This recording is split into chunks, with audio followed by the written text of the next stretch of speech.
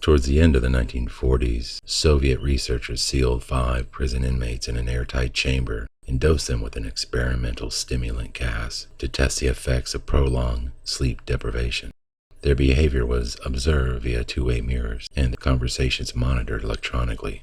They were promised their freedom if they could go without sleep for 30 days. The first few days passed uneventfully. By the 5th day, however, the subjects began showing signs of stress and were overheard bemoaning their circumstances.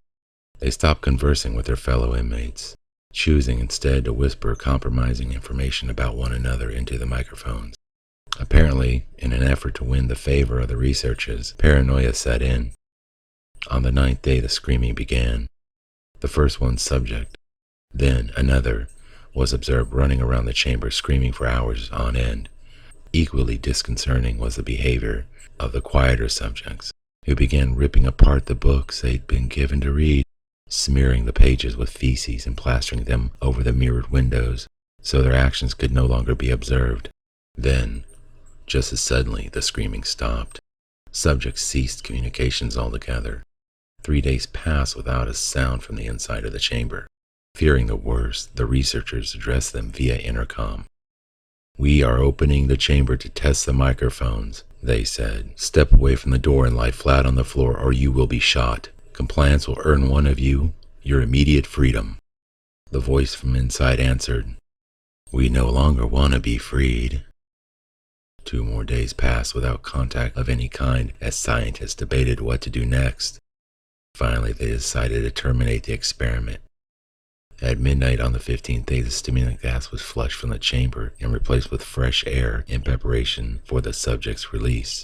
Prospect of leaving, the subjects began screaming, as if in fear for their lives. They begged to have the gas turned back on. Instead, the researchers unsealed the door chamber and set armed soldiers inside to retrieve them. Nothing could prepare them for the carnage they witnessed upon entering.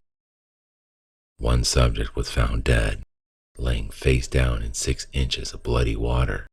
Chunks of his flesh had been torn off and stuffed into the floor drain. All the subjects had been severely mutilated. In fact, even worse, the wounds appeared to be self-inflicted.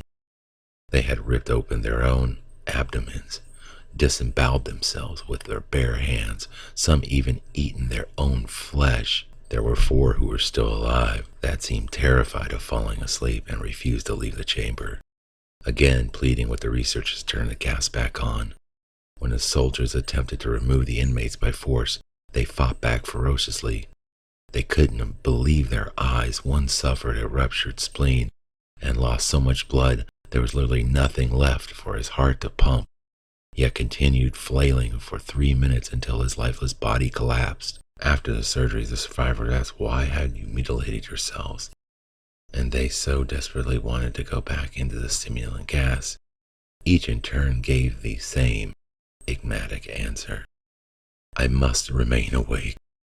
The researchers considered euthanizing them to obliterate every trace of the failed experiment, but they were overruled by their commanding officer, who ordered them to resume immediately.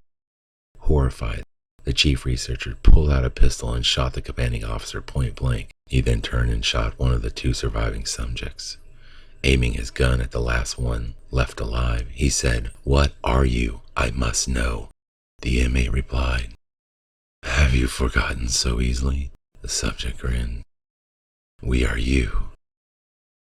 We are the madness that lurks within all of you, begging to be free at every moment in your deepest animal mind. We are what hide in your beds every night. We are what you sedate into silence and paralysis when you go into the nocturnal heaven which we cannot tread." The researcher fired the bullet into his heart. The EEG monitor flatlined as the subject murmured these last words: "So nearly free."